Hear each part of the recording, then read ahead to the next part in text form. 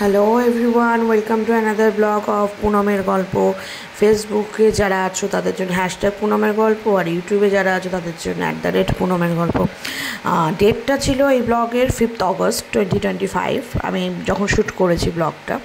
আর দিনটা ভীষণ ভীষণ ভীষণ স্পেশাল আমার জন্য এবং আমার পরিবার, আমার মা বাবার জন্য। দিনটা ছিল আমার জন্মদিন। আমার জন্মদিন, ইয়েস, 5th অগস্ট। আমি ব্লগটা যখন পোস্ট করব তখন হয়তো সেটা 6th অগস্ট হয়ে গেছে, বিকজ আমি ওই দিন করতে পারিনি। আর জন্মদিনের সকালে আমাদের বাঙালি ঘরে যেটা হয়, স্নান করে মন্দিরে গিয়ে ঠাকুর ঘরে গিয়ে পুজো দেওয়া সবার আগে, আমি সেটাই করেছিলাম। আমার মেয়েও ছিল আমার সাথে, আমার সঙ্গী। ও ভীষণ এক্সাইটেড ছিল যে আজকে ওর মায়ের জন্মদিন। ও কি খাবে ওর মায়ের জন্মদিনে? ওর খাবে হচ্ছে কেক।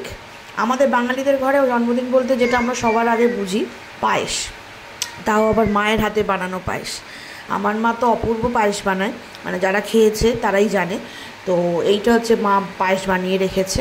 আমি স্নান করে উঠে এই পায়েসের কিছুটা ঠাকুরকে উৎসর্গ করব, গোপালকে দিলাম, এবং আরও যারা আমাদের দেবদেবী, আমাদের বিশ্বাস সেখানে আমরা সবাইকে দিয়ে তারপর আমরা সেটা প্রসাদ হলে সেই পায়েসটা আমি খাবো।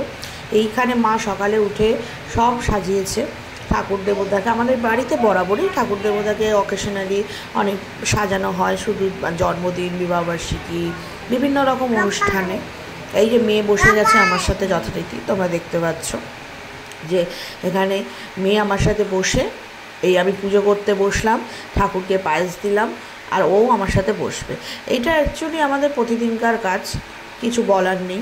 কারণ আমি যখনই মানে পুজো করতে বসি তখনই ও এসে আমার কোলের মধ্যে বসে। সেটা আমার এই বনগাঁর বাড়িতেই হোক বা যাদবপুরের বাড়িতেই হোক, ও সবসময় আমার সাথে সেটা দেখে, আমি কিভাবে কি পুজো করি সেটাও শেখে, অ্যাটলিস্ট শেখার চেষ্টা করে এবং নমস্কার করে, সব কিছু করে। সেটাই এইটা তো সেম জিনিসটাই তোমরা দেখতে পাচ্ছ যে আমি যেই পুজো করছি, ফুল দিচ্ছি, সব কিছু ও সেটা হুবহু নকল করবে। দেখো অবস্থা। এবার ও সেই ফুলটা দেবে, তোমরা দেখে যাও। এবার দেখো কি করে। এবার ওকে নাকি হাতে ফুল দিতে হবে, ফুল দিয়ে ও ঠাকুরকে ফুল দেবে।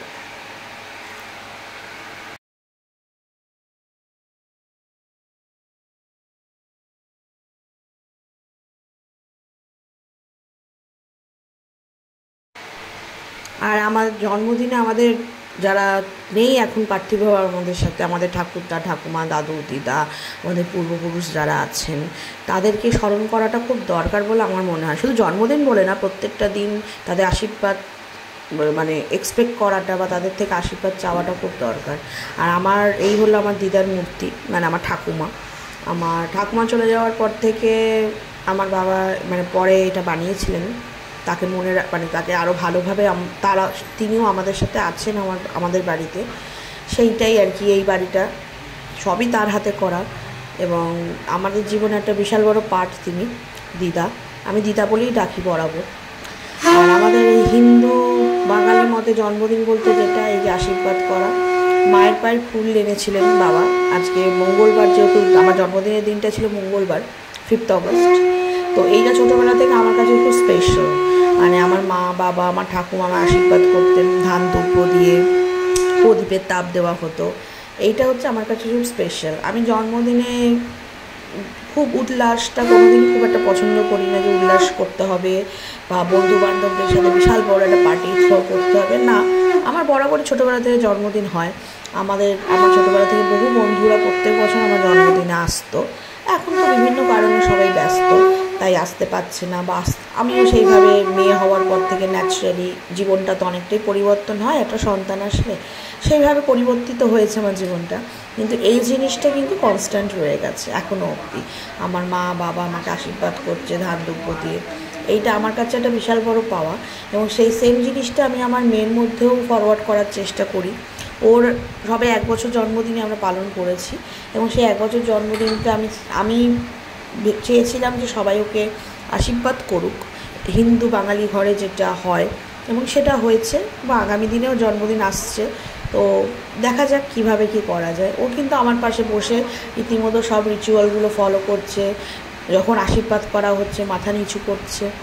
আমার মনে হয় যে আমি যতটুকু যা শিখেছি, ভালো কি খারাপ জানি না, সেটা আমার মা বাবার থেকে পেয়েছি, আমার ঠাকুমার থেকে পেয়েছি, পারিপার্শ্বিক অনেক গুরুজন মানুষ, অনেকের অনেক রকম ছোটোখাটো প্রভাব অবদান আছে। তো আমি চাই আমার সন্তানও আমার থেকে যতটুকু আমার ভালোটাই আমি দেওয়ার চেষ্টা করব। কিন্তু একটা মানুষ তো সব কিছু ভালো হয় না, খারাপ ভালো মিলিয়ে হয়। তো ওর মধ্যেও আমি চেষ্টা করব আমাদের সবার ভালোটা যাক, এবং ওর এইগুলো যদি ছোটোবেলা থেকে দেখে, অবজার্ভ করে, আমার মনে হয় ওর মধ্যে সে জিনিসটা গ্রো করবে। আমার মধ্যেও করেছে, ওর মধ্যেও আশা করি করবে। বাকিটা সময় বলবে। বাবা আশীর্বাদ করছে। তো আগে 3টে মানুষ আশীর্বাদ করতেন, 3জন মানুষ। আমার দিদা ছিল, মানে আমার ঠাকুমাকে আমি দিদা বলি। তো এখন সে যেখানেই থাকুক আমি জানি আমাকে সে 2 হাতে আশীর্বাদ করছে, কিন্তু পার্থিবভাবে সে আমাকে এখন আশীর্বাদ করতে পারে না, বহু বছর হয়ে গেল। তো এইটা আমি এই দিনগুলোতে খুব ইমোশনাল হয়ে যাই, কারণ আমি মানুষটাকে খুব মিস করি। যাই হোক, যেখানেই আছে ভীষণ ভালো আছে আমি জানি, এবং সব কিছু দেখছে সে, আর সব কিছু সে কিন্তু মানে যা ছিল আগে সেরকমভাবেই হয়তো সব চলছে। যাই হোক, আমি আবার বেশি ইমোশনাল হয়ে যাব। চলো, ব্লগটা তোমরা তো দেখছো, এই আশীর্বাদ পর্ব এখন চলছে জন্মদিনের। এই দেখো, আমার মেয়ে কিন্তু অলরেডি মাথা নিচু করে ফেলেছে। সত্যি, ও যা দেখে তাই কপি করে। এই যে বাবা মার আশীর্বাদ, এইটা একটা আশীর্বাদ স্বরূপ তারা দেয় আমাকে কিছু, বা সব মা বাবাই তার সন্তানকে দেওয়ার চেষ্টা করে, কিন্তু তাদের আশীর্বাদটাই সব থেকে বেশি কাজ করে। এই যে মাথায় হাত দেওয়াটা, এইটা যতদিন যে কোনো মানুষের মাথার উপর থাকে না, মা বাবার হাত, মা বাবার ছায়া, ততদিনই সেটা আমার মনে হয় সব থেকে তারা লাকি। এবং আমিও মনে করি এখন অব্দি নিজেদের খুব লাকি যে আমার জন্মদিনটা আমি আমার মা বাবার সাথে পালন করতে পারি, কারণ এই জন্মদিনটা মা বাবা ছাড়া তো হয় না। আর এই যে যথারীতি আমার মা মানে অসম্ভব ভালো একজন মানুষ, এবং অসম্ভব ভালো একজন কুক। তো যারা আমার মায়ের হাতে রান্না খেয়েছে তারা জানে কী ভালো রান্না করেন উনি। উনি সকালে উঠে 6:30টায় উঠে পুজো আচ্ছা সেরে নিজের হাতে যা যা রান্না করেছে, যথারীতি হিন্দু বাঙালি ঘরে হয়, ভাত, 5 রকম ভাজা, মাছের মাথা দিয়ে ডাল, চিংড়ি মাছের মালাইকারি, এবং শ্রাবণ মাস ইলিশ মাছ পাওয়া যায়, সো ইলিশ মাছের সর্ষে দিয়ে ভাপে, ফ্রায়েড রাইস, চিকেন কষা, কাঁচা আমের চাটনি, 5 রকম মিষ্টি আর পায়েস। এই খাবারের পর একটা বিশাল ভাত ঘুম দিয়েছিলাম আমরা ন্যাচারালি।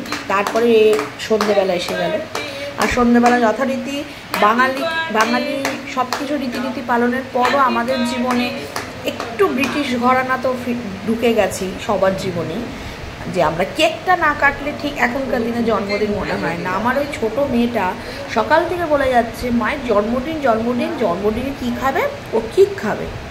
তো যথারীতি একটা কেক আনা হয়েছিল, বাবা এনেছিল, এবং আমি ওই তথাকথিত ওই ক্রিম চকলেট এই কেকগুলো পছন্দ করি না খুব একটা। আমি ফ্রুট কেক খুব পছন্দ করি, তাই বাবাকে বলেছিলাম, বাবা তুমি ফ্রুট কেক এনো, ফ্রুট কেকটা খাওয়া যায় বাচ্চাদের জন্য ঠিক, ওদেরকেও একটু খাওয়ানো যায়, ড্রাই ফ্রুটস দেওয়া থাকে। তো সেই রকমভাবেই বাবা কেক এনেছিল। তো কেক টেক সব কাটা হলো, খাওয়া হলো, এবং আমার জন্মদিনে যতটুকু সুন্দর মুহূর্ত ছবি হিসেবে তোমাদের কাছে তুলে ধরতে পারলাম, সেটা তোমরা দেখতে পাচ্ছ, তুলে ধরলাম। আমার এবছর জন্মদিনটা এইভাবেই পালন করলাম, 5 অগস্ট 2025। আবার 1 বছরের অপেক্ষা, অনেক কিছু পরিবর্তন হবে, অনেক কিছু পাল্টাবে, কিন্তু আমি ঈশ্বরের কাছে প্রার্থনা করব প্রত্যেক বছর আমার জন্মদিনটা যেন আমি এইভাবেই কাটাতে পারি। সবাই ভালো থেকো, সুস্থ।